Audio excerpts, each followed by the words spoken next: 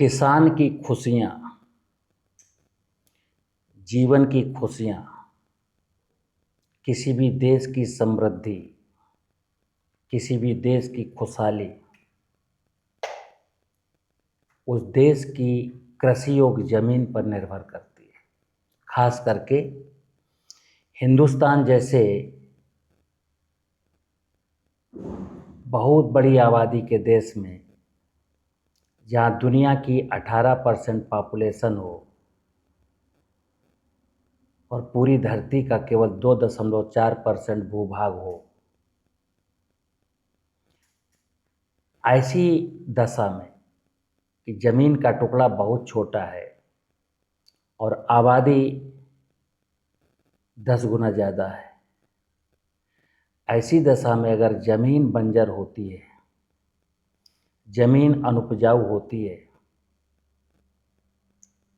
तो फिर देश के नीति निर्माता चाहे जितने भी नारे लगा लें कि देश की अर्थव्यवस्था इस पायदान पर पहुंच गई, देश में इतने इंफ्रास्ट्रक्चर डेवलप हो गए, लेकिन इस देश के लोगों को मरना ही मरना है और ये सिलसिला शुरू हो चुका है।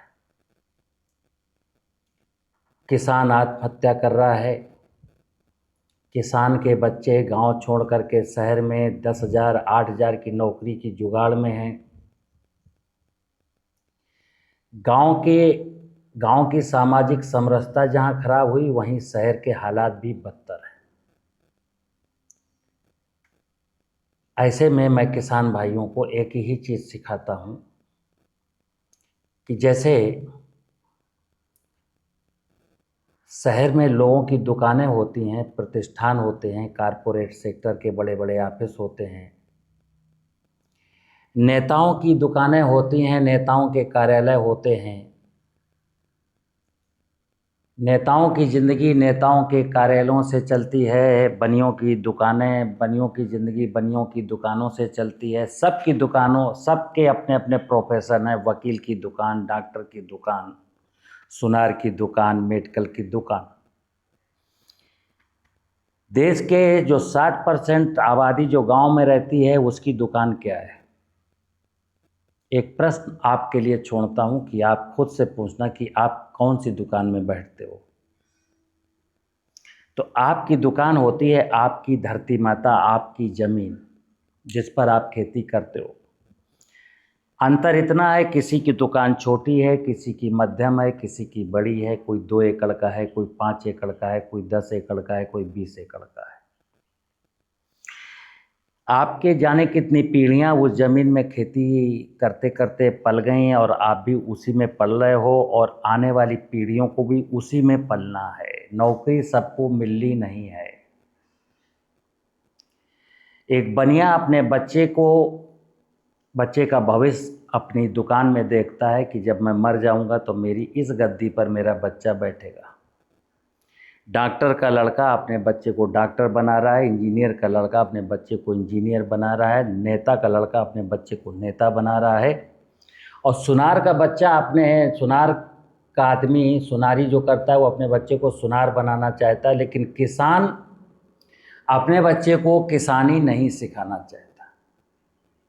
एक वक्त था जब कहा जाता था उत्तम खेती मध्यम बान निशित चाकरी भीख निदान। एक वक्त था और बहुत पुराना वक्त नहीं है, 200 साल पहले का वक्त है, जब खेती को सबसे उत्तम व्यवसाय का दर्जा प्राप्त था।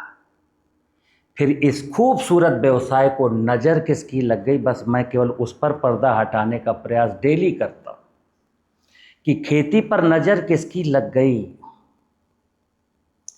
जब कोई दुनिया में यूनिवर्सिटी नहीं थी एग्रीकल्चर की, एग्रीकल्चर का कोई साइंटिस्ट नहीं था, एग्रीकल्चर की कोई पॉलिसी नहीं थी, तब खेती उत्तम व्यवसाय का दर्जा था। आज एग्रीकल्चर की ढेर सारी यूनिवर्सिटियां हैं, ढेर सारे साइंटिस्ट हैं, ढेर सारी योजनाएं हैं, जाने कितना क्या क्या फंड है। उसके बावजूद भी किसान अपने बच्चे को कहता है तू खेती मत करना। क्यों कहता है? अब सुनना जो सत्य है। मैंने लिखा है भूमि एवं जीवन। अब भूमि तो भूमि है, रहेगी, लेकिन भूमि की प्रॉपर्टीज, धरती एक खेत है किसी किसान का, ये 5 एकड़ का चक है। एक किसान इस 5 एकड़ जमीन का मालिक है। एग्जैक्टली ये खेत, ये 5 एकड़ का खेत किसान की दुकान है, किसान का कर्म क्षेत्र है, किसान का प्रतिष्ठान है।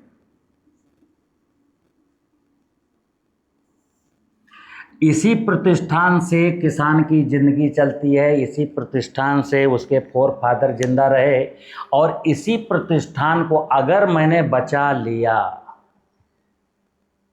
जैसे हर व्यक्ति अपने अपने दुकान को बचाता है, वैसे अगर किसान ने अपने 5 एकड़ ज़मीन के टुकड़े को, 2 एकड़ ज़मीन के टुकड़े को बचा लिया, बचाने का मतलब क्या है?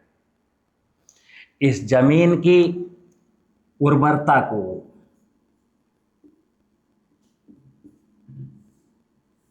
इस ज़मीन की फर्टिलिटी को, फर्टिलिटी का मतलब ह्यूमस, मैंने अक्सर बोलता हूँ, इस ज़मीन के ह्यूमस को जो 1% होना चाहिए, जो आज घट कर के 0.3% रह गया है। जब 1% था तो कोई किसान अपने बच्चे को नहीं कहता था तुम खेती मत करना, बल्कि यही सिखाता था कि तुम गुलामी मत करना, तुम खुद खेती करना। और आज ये किसान, चूंकि ज़मीन का ह्यूमस इतना रह गया, यानी 70% प्रतिष्ठान की इज्जत दांव पर लग गई। ये आपका 5 एकड़ ज़मीन की वैल्यू 70% नीचे चली गई, ये बंजर होने की कगार पर है। इसलिए इस 5 एकड़ में जब आप 2 लाख रुपए का निवेश करते हैं तो 3 लाख रुपए मिलते हैं साल में, यानी 1 साल में 1 लाख रुपए की आमदनी है किसान को, जो कम पड़ जाती है आज की भौतिक परिस्थितियों में, आज की लाइफ स्टाइल में। ये 1 लाख रुपया बहुत कम है। अगर ये दुकान मेरी खूबसूरत होती, अगर इसमें ह्यूमस की मात्रा 1% होती, तो ये जो 2 लाख रुपए का खर्चा हुआ है, ये 2 लाख रुपए का खर्चा ना होता, और ये जो 3 लाख रुपए यहाँ मिला है, ये 4 लाख रुपए मिलता। यहाँ खर्चा 50,000 का होता और 4 लाख रुपए मिलते, तो अभी जो 1 लाख का प्रॉफिट है वो हमारा प्रॉफिट 3.5 लाख का होता। और फिर किसान कभी बच्चों से नहीं कहता तुम किसी बनिया की नौकरी करना या गांव छोड़ करके भग जाना। खेती में देश के हर किसान की स्थिति यही है, और ये स्थिति अज्ञानता में क्रिएट हुई है। जैसा कि मैं अक्सर बोलता हूँ कि लोगों ने अपने स्वार्थ के लिए किसानों के साथ बिजनेस करना है, तो बिजनेस कब करेंगे? जैसे चिकित्सा विज्ञान है, चिकित्सा विज्ञान को अगर अपना बिजनेस करना है तो उनकी ख्वाहिश है कि लोग बीमार हो जाएं। कोई भी चिकित्सक जब अपना क्लिनिक खोलता है तो अगरबत्ती गणेश जी के सामने इसलिए नहीं जलाता है कि हे गणेश जी, दुनिया को सद्बुद्धि देना, खाने पीने सोने जगने का अकल देना, ताकि लोग बीमार ना हो। हर डॉक्टर ये चाहता है कि मौसम बिगड़े, हैजा फैले, मेरी दुकानदारी चले। हर वकील चाहता है कि 2 भाई आपस में लड़ें, मुकदमा मेरे पास आए। हर प्रोफेशन वाला अपने प्रोफेशन को बढ़ाने के लिए ईश्वर से यही प्रार्थना करता है, इसीलिए देवी देवताओं की अगरबत्ती जलाता है कि मेरे ऊपर रहम कर, मेरा बिजनेस बढ़ा दे, मेरा बिजनेस बढ़ा दे। किसान अपनी दुकान में अगरबत्ती नहीं जलाता।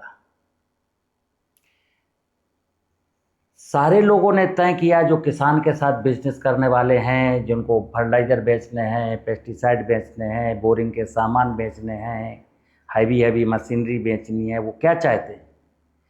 किसान खेती के सत्य तक ना पहुँचे, क्योंकि जिस दिन किसान को खेती का सत्य पता चल गया, उस दिन देश में जो लाखों लोगों ने अपने अपने प्रतिष्ठान खोले, उनकी दुकानों पर ताले लग जाएंगे।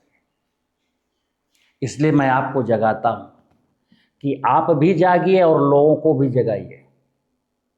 अगर नहीं जगाया तो, अगर नहीं जागे और नहीं जगाया तो क्या होगा?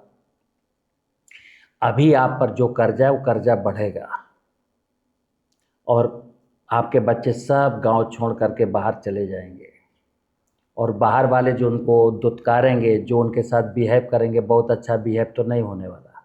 एक मजदूर के साथ क्या बिहेव होता है आप समझ सकते। तो खेती सबसे अच्छा प्रोफेशन है और किसी राष्ट्र की उन्नति, किसी राष्ट्र, अभी कोरोना आया था 5 साल पहले, इस खेती ने ही देश को बचाया था। खेती एक ऐसा व्यवसाय है कि सारे व्यवसाय ठप हो गए थे, लेकिन खेती का व्यवसाय जिंदा था। लेकिन अगर किसान अपनी जमीन को दुकान माने, अपना प्रतिष्ठान माने और इस जमीन की सुरक्षा करे, तो धरती माँ का वचन है कि तू एक दाना डालेगा, 4 महीने के अंदर हम 100 दाना पैदा करके दे देंगे। यानी धरती आपके धन को 4 महीने में 100 गुना करने की सामर्थ्य रखती है। लेकिन कब? जब वो उसका वैभव सलामत रहे। और किसी ने कहा है, तेरा वैभव अमर रहे माँ, हम दिन 4 रहे न रहे। ये कल्पना क्या है कि हे मातृभूमि, तुम्हारा वैभव अमर रहना चाहिए, मैं रहूं या ना रहूं। क्योंकि यहाँ भाव क्या है, मैं नहीं रहूँगा तो मेरे बच्चे तो रहेंगे। तो बच्चे रहेंगे तो वो इस ज़मीन पर आसानी के साथ बिना लागत के खेती आराम से कर लेंगे, जीविकोपार्जन कर लेंगे और देश को भी खिला लेंगे। अब जैसे मैंने कहा देश को भी खिला लेंगे, तो कुछ बहुत सारे साइंटिस्ट, बहुत सारे नेता लोग क्या कहेंगे, देश को तो अब भी खिला रहे हैं। मित्र, अभी देश खाद्यान्न भोजन नहीं खा रहा है, अभी देश भोजन के नाम पर जहर खा रहा है। जो देश में 3.5 मिलियन टन, मतलब 330 मिलियन टन खाद्यान्न, 210 मिलियन टन सब्जियां, 110 मिलियन टन फल हैं, वो न तो खाद्यान्न है, ना वो फल हैं, ना वो सब्जियां हैं, वो भोजन के नाम पर विशुद्ध रूप से जहर है। और इसीलिए आप अस्पतालों में देखते हैं लंबी लंबी मरीजों की कतारें, रोते बिलखते लोग, लाखों ज़मीन बेच करके, जेवर बेच करके, मंगलसूत्र बेच करके अपने मरीज को बचा नहीं पाते लोग। कहीं खुशियां नजर नहीं आती। कारण एक है कि पूरी दुनिया ने, हमारे देश के धर्म गुरुओं ने धर्म नहीं सिखाया किसी को, धर्म के नाम पर मुझे इतना दे जा। न एग्रीकल्चर वालों ने किसान को खेती का सत्य बताया, वो भी सोचते हैं फर्टिलाइजर ले जा, पेस्टिसाइड ले जा, रोटावेटर ले जा। न डॉक्टरों ने हेल्थ की सत्य बताई कि अच्छा खाएगा तो स्वस्थ रहेगा, क्योंकि सबके अपने अपने बिजनेस है और ये बिजनेस पूरे देश को ले डूबेगा। इसलिए, और सबसे पहले इसमें किसको दिक्कत है? सबसे पहली दिक्कत तो किसान को है, गांव को है।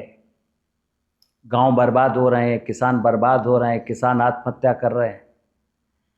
तो मैं क्या कहता हूं कि धरती माता, धरती माँ, ये मेरी आध्यात्मिक माँ है। देखा जाए तो मनुष्य इसी धरती माँ के ऊपर जन्म लेता है, यही धरती माँ उसको पालती है, इसी धरती माँ से उसको ऑक्सीजन मिलती है, इसी धरती माँ से उसको पीने का पानी मिलता है, इसी धरती माँ से उसको अन्न मिलता है। लेकिन संपूर्ण का संपूर्ण समाज आज धरती के माँ के प्रति इतना लापरवाह, इतना लापरवाह है।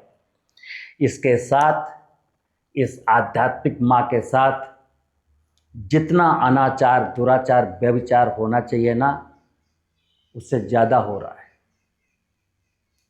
हर व्यक्ति को लगता है कागज़ के नोट में ज़िंदगी है, कागज़ के नोट के ज़िंदगी है, लेकिन ज़िंदगी असली भूमि में। जीवन कृषि मूलस्य जीवनम, जीवन का आधार ही खेती है। और मुस्कुराता हुआ जीवन, रोते हुए जीवन का आधार रुपया है। रुपया किसी को हंसा नहीं सकता, स्थायी खुशियाँ रुपया कभी दे ही नहीं सकता। रुपया जहाँ भी आएगा दुख लाएगा, और रुपया जब भी आएगा तो ये प्राकृतिक संसाधनों का दोहन करके ही आएगा। किसान भाइयों, हमें बार बार कहता हूँ, आज विषय चल रहा है प्राकृतिक खेती।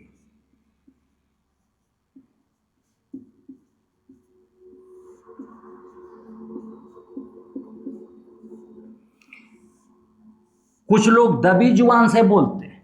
फिर बता दूं आपको, सोशल मीडिया में प्राकृतिक खेती सिखाने वाले बहुत सारे लोग, मैं नाम नहीं ले रहा हूं, लेकिन उनका टाई अप है केमिकल इंडस्ट्री के साथ कि तुम किसानों को ऐसी प्राकृतिक खेती की विधाएं बताओ कि 9 दिन चले, 2.5 कोस किसान करे और फेल हो जाए, फिर फर्टिलाइजर पेस्टिसाइड पर आ जाए। इस तरीके का कुछ लोग कहते हैं कि प्राकृतिक खेती की जाएगी तो किसान भूखों मर जाएगा। कुछ लोग कहते हैं प्राकृतिक खेती श्रीलंका ने की तो फिर क्या हुआ। गलत सलत दलीलें देते हैं जिसका कोई अर्थ नहीं, सब झूठ बोलते। सीधा सीधा विज्ञान है कि जब आज 0.3% जीवांश कार्बन है, तब 330 मिलियन टन खाद्यान्न का उत्पादन है,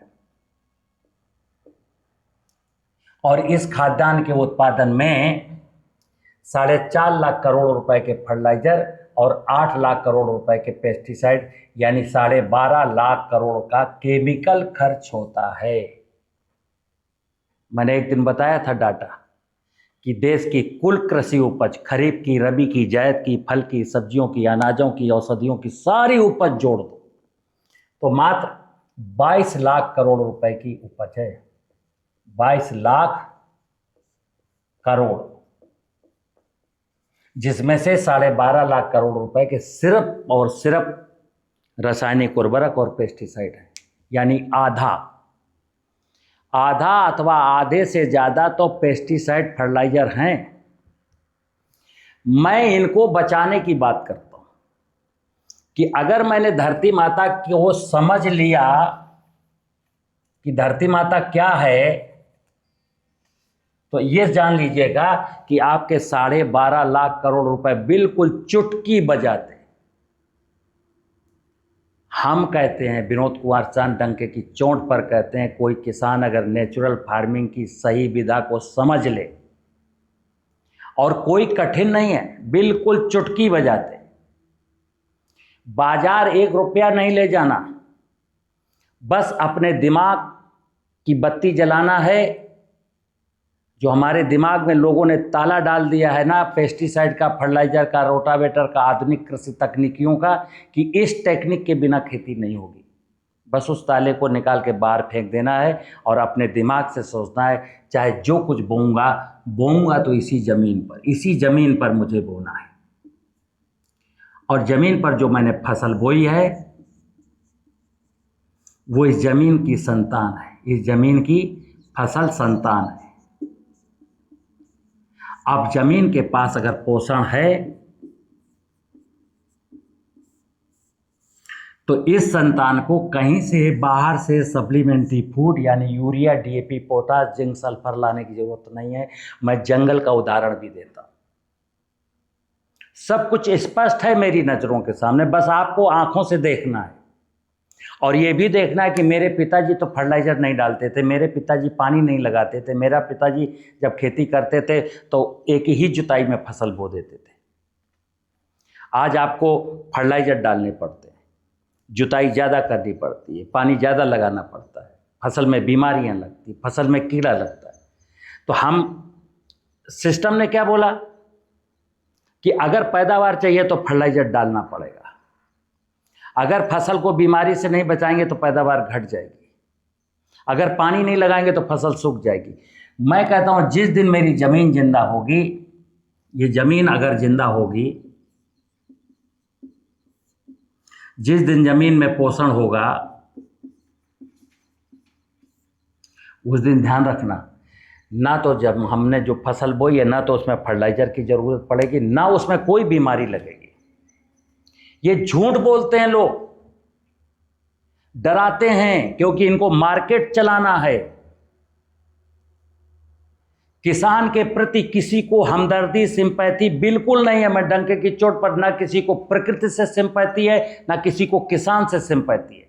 सब लोग अपनी अपनी दुकान चला रहे हैं। हाउ टू अर्न मनी, पैसा कहाँ से आएगा, पैसे की तलाश में झूठ बोलो, किसान को बलब दो, उसको लालच दो और उसकी गाड़ी कमाई का पैसा बाजार में छीन के ले आओ। मित्र ध्यान रखना, जरा सा काम है, करना क्या है, मैं अक्सर बोलता हूँ, जमीन को जिंदा रखना है तो सबसे पहले मुझे तय करना कि वर्षा का पानी खेत में रोकना है। वर्षा का पानी खेत में रुके, इसके लिए हमको मेड़बंदी करनी है। क्योंकि वर्षा का पानी खेत में रुकेगा तो खेत में मॉइस्चर बढ़ेगा और ये पानी सीपेजों के नीचे जाएगा तो एक दिन वाटर लेवल ऊपर आएगा। क्योंकि एक चैलेंज हमारे सामने और है कि 10 साल के बाद हो सकता है ड्रिंकिंग वाटर की प्रॉब्लम खड़ी हो जाए। देश का कम से कम 35% इलाका ऐसा है जो ज़मीन के नीचे तीसरी एक्वाफर पर पानी निकाल रहा है, यानी अंतिम लेयर का पानी निकाल करके फसलों की सिंचाई कर रहा है। ये पानी बहुत जल्दी ख़त्म होने वाला है और जब सिंचाई का पानी ख़त्म होगा तो ड्रिंकिंग वाटर की तो आप कल्पना ही नहीं कर सकते। भूगोल बदल जाएगा, इतिहास बदल जाएगा, इलाके खाली हो जाएंगे, लोग मर जाएंगे या कहीं पलायन करके भाग जाएंगे। इसलिए वर्षा का पानी रोकना, मेड़ बना करके, जलाशय बना करके हमारी ड्यूटी है, यही पूजा है। फिर बता दूं, अगर दुनिया में कोई कहे धार्मिक अनुष्ठान तो सबसे बड़ा धार्मिक अनुष्ठान यही कि मैंने वर्षा का पानी बचा लिया। दूसरा काम क्या करना है, खेत की मेड़, ये जो ज़मीन है, माँ कहता हूँ ना, माँ का कुछ तो हिस्सा हमको ढका होना चाहिए। माँ को कहते हैं ना वृक्ष लगाइए। जिस खेत में वृक्ष नहीं है वो माँ नंगी है, यानी इज्जत तो मैंने उसकी पहले से लूट ली, उसको नंगा करके। तो खेतों की मेड़ों पर वृक्ष लगाना है। ध्यान रखना मित्र, वृक्ष हमको क्या देता है, अगर मैं दिन भर बोलूं तो बता नहीं पाऊंगा क्योंकि इतना जानकार नहीं हूं, लेकिन वृक्ष के बिना जीवन तो नहीं है। और लोगों ने वन विभाग में कहीं कहीं लिखा रहता है स्लोगन, जीवन है ही जीव और वन, जीवन है ही जीव और वन। ये स्लोगन लिखने वाले जीवों को और जंगलों को मार रहे हैं, नष्ट कर रहे हैं। कहते हैं जल है तो कल है, पूरा देश जानता है। जल संसाधन मंत्रालय जगह जगह दीवारों पर स्लोगन लिखा है, जल है तो कल है, जल है तो कल है। स्लोगन लिखने से जल नहीं मिलेगा। जल के लिए मुझे वर्षा का पानी बचाना पड़ेगा और वृक्ष लगाने पड़ेंगे। और जहाँ वृक्ष होंगे वहाँ जीवन होगा, जीव होंगे। जहाँ जंगल होगा वहाँ जीव तो होंगे, और जीवन है ही जीव और वन, जीव और वन। तो हमें अपनी खेतों की मेड़ों पर वृक्ष लगाने पड़ेंगे। सीधा सीधा हम नहीं कहते मुर्गी की खाद लाइए, वर्मी कंपोस्ट लाइए, गोबर की खाद लाइए। अगर पशु हैं तो डाल दीजिए, नहीं है तो खरीद के बिल्कुल नहीं लाना। बस 2 चीज़ों का ख्याल रखना है। इस जमीन में मैंने कोई फसल बोई है, फसल के पीछे नीचे खरपतवार हैं, इनको वीडीसाइड डाल करके मारने का कभी पाप मत करना। ये खरपतवार ही प्रकृति की, जमीन की सुरक्षा का जिम्मा इन्हीं के ऊपर है। ये ढेर सारे जीवों को पालते हैं, खेत को कार्बन लौटा के जाते हैं। आपको मैनेजर हैं, आप मैनेजर हैं, मैनेजमेंट करना है तो क्या करना है, जो खरपतवार मेरी फसल के ऊपर आ रहे हैं उनको उखाड़ के वहीं डालना है या उखाड़ करके ले आना है, गाय भैंस को खिलाना है और गाय भैंस का गोबर खेत को लौटा देना। फसल के नीचे जितने भी खरपतवार हैं सब बेनिफिशियल हैं, आप करके देख लेना। फसल के नीचे जो खरपतवार हैं वो सब जमीन के लिए, फसल के लिए और बायोडाइवर्सिटी के लिए बहुत बहुत लाभदायक हैं। आपकी किस्मत जग जाएगी। लेकिन मैंने फिर बोला, लोगों को वीडीसाइड बेचना है, पूरा प्रायोजित है। वीडीसाइड बेचने वालों ने अफवाह फैलाई कि खरपतवार जमीन का पोषण ले लेंगे, जमीन का पानी ले लेंगे, सूरज की रोशनी ले लेंगे, फिर पाकिस्तान में किसी को दे आएंगे। यानी क्या बकवास है। अरे वो ले लेंगे तो अपना समर्पण कहाँ करेंगे, वहीं करेंगे ना। तो यही तो कार्बन है। तो खरपतवारों को वीडीसाइड डाल के कभी मत मारना। अगला जो है फसल हो गई, जो फसल है, फसल का अनाज, फसल की उपज बेच लीजिए, खा लीजिए, लेकिन फसल का जितना भी अवशेष है वो धरती माता को वापस कर दीजिए। धरती माता को के साथ मेरा गिव एंड टेक का, धरती माता और आपसे कुछ चाहती नहीं है। क्या चाहती है कि बेटा मेरी सुरक्षा कैसे कर सकता है तू समझ, क्योंकि मैं सुरक्षित हूँ तो तू सुरक्षित है, मैं स्वस्थ हूँ तो तू स्वस्थ है, मैं जिंदा हूँ तो तू जिंदा है। अगर मैं स्वस्थ नहीं हूँ तो फिर भगवान का कसम, विनोद कुमार चांद कहते हैं, डंके की चोट पर दुनिया का कोई चिकित्सक किसी की कोई बीमारी ठीक नहीं कर सकता। कंटिन्यू ट्रीटमेंट की दशा में कंटिन्यू लाइफ चलेगी और ट्रीटमेंट, अंडर ट्रीटमेंट ही आपको मरना है। तो हेल्थी रहने का उपाय, जमीन जब तक हेल्दी नहीं है इंसान हेल्दी नहीं रह सकता, नहीं रह सकता, कोई बीमारियों से बच ही नहीं सकता। तो जमीन को जिंदा करना है। माँ सलामत है तो हम सलामत हैं, माँ सलामत है तो किसान सलामत है, माँ सलामत है तो किसी प्रकार का कोई टेक्नोलॉजी की जरूरत नहीं। हमको सिर्फ एक टेक्नोलॉजी चाहिए, how to save soil, how to improve soil fertility. मैं अपनी धरती माता को कैसे सुरक्षित रखूं, अपनी धरती माता की फर्टिलिटी को कैसे बढ़ाऊं, बस ये टेक्निक अगर कोई दे तो ले लेना। बकाया अगर कोई कहे seed technology, plant protection technology, ये टेक्नोलॉजी, वो टेक्नोलॉजी का मतलब है छल कपट पाखंड पूर्वक गरीब की जेब का पैसा निकालना। टेक्नोलॉजी का और कोई मतलब ही नहीं है। आज की तारीख हम बिल्कुल क्लियर बोलते हैं। इसलिए किसान भाइयों आप ध्यान रखिएगा, कितना भी भटक लीजिए मृग मारीचिका की तरह, कस्तूरी कुंडल बसे मृग ढूंढे बनमाई। किसान की खुशियों का खजाना ज़मीन में है। और सबसे बड़ी बात जो मैं कह रहा हूँ, ये ज़मीन आप ही नहीं है, आपके लिए नहीं है, आपकी जाने कितनी पीढ़ियाँ इसी ज़मीन में पलते पलते ख़त्म हो गई और आपको ये ज़मीन दे गई। अब ये ज़मीन आपको अपने बच्चों को ट्रांसफ़र करना है, क्योंकि नौकरी तो नहीं मिलेगी। आज ये भी धंधा चल रहा है, जगह जगह यूनिवर्सिटी, प्राइवेट यूनिवर्सिटी, महाविद्यालय, विद्यालय, तकनीकी शिक्षा, किसान को कोशिश किया जा रहा, अपने बच्चे को पढ़ाइए, पढ़ेगा इंडिया तभी तो आगे बढ़ेगा इंडिया। और मैं कह रहा हूँ ज़्यादा पढ़ने के लालच में आएगा इंडिया तो जल्दी मरेगा इंडिया। सबको जॉब नहीं मिलना, ध्यान रखिए आप, ये भी एक बिजनेस है। किसान ज़मीन बेच के बच्चों को पढ़ा रहा है, जेवर बेच के बच्चों को पढ़ा रहा है। हैसियत सबको पता है कौन पढ़ने लायक है और कौन पढ़ने लायक नहीं है। इसलिए ये मत सोचना कि बच्चा मेरा इंजीनियर हो जाएगा तो नौकरी लगी जाएगी, वकील हो जाएगा तो वकालत चली जाएगी। मैंने बोला कोई भी बनिया अपने बच्चे को इसलिए पढ़ाते ही नहीं है कि वो नौकरी करेगा। बनिए के दो विचार हैं, आप भी एक विचार रखिए कि मेरा बच्चे की नौकरी लग जाए, मेरा बच्चा पढ़ लिख जाए, लेकिन ज़मीन की कीमत पर नहीं, क्योंकि एक अल्टरनेटिव ऑप्शन कि नौकरी लग गई तो लग गई, नहीं लग गई तो मेरे पास तो 5 एकड़ ज़मीन है, बच्चा है मेरा, खा कमा लेगा। और ऐसी ज़मीन है, इतनी खूबसूरत ज़मीन है कि 5 एकड़ की ज़मीन हर साल 5 लाख रुपया रिटर्न करके जाती है। मैं सारी बातें बताता हूँ, बस एक सामाजिक परंपरा जो एक और डाल दी गई है ना, और डाल दी गई लोगों ने, मोनोकल्चर।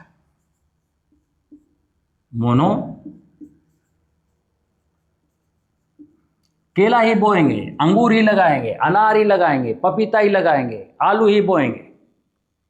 इस मोनोकल्चर में क्या है, ये फिर एक साजिश है। मोनोकल्चर में अधिकांश फसलों की उपज के मूल्य बहुत गिर जाते हैं, तो जो वैल्यू एडिशन करने वाले हैं ना, उनकी तो बल्ले बल्ले हो गई। टमाटर 2 रुपया किलो क्यों ना बाजार में बिके, लेकिन टोमेटो सॉस की बोतल जो 180 रुपये की मिलती वो तो 90 रुपये की नहीं हो जाती। आलू 1 रुपया किलो बिके, लेकिन आलू का चिप्स जो 20 रुपये का बिकता है कभी 5 रुपये का नहीं बिकेगा। तो ये सिस्टम तो चाहता है कि किसान अंधा हो जाए, पागल हो जाए।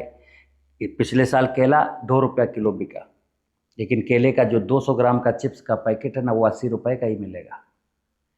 उद्योगपतियों को चाहे जितना रॉ मटेरियल मिल जाए सस्ता, लेकिन उनका जो प्रोसेस माल है उसकी कीमत नहीं घटती। इसलिए आपको कहता हूँ, खेती में मोनोकल्चर नहीं, खेती का विज्ञान है पहला कि हम अपनी ज़रूरतों के लिए खेती करेंगे, अपनी ज़रूरतों के लिए, यानी फसल नहीं बोएंगे, फसलें बोएंगे। फसलें वो जो हमारे परिवार का सभी ज़रूरतें पूरी कर सकें। और परिवार में हमारी ज़मीन भी मेरे परिवार का ही हिस्सा है, तो ज़मीन की भी ज़रूरत पूरी हो। ज़मीन में रहने वाले जो जीव जंतु हैं वो भी मेरी फैमिली का हिस्सा है, उनकी भी ज़रूरतें पूरी हो। चूँकि खेती का एक और सूत्र है, सर्वे भवन्तु सुखिनः सर्वे सन्तु निरामया। आजकल विज्ञान टेक्नोलॉजी में बायोडाइवर्सिटी, एनवायरनमेंट, पर्यावरण, इकोसिस्टम, जाने कितनी मास्टर डिग्रियां, जाने कितने लोग पीएचडी ले रहे हैं। एनवायरनमेंट, इकोसिस्टम, पारिस्थितिकी तंत्र, फूड चेन, लेकिन सब जीरो हो गए। अब देखिए आप इस एग्रीकल्चर में मैं क्या कर रहा हूं, आधुनिक में क्या कर रहा हूं, मैंने कहा धरती की रचना,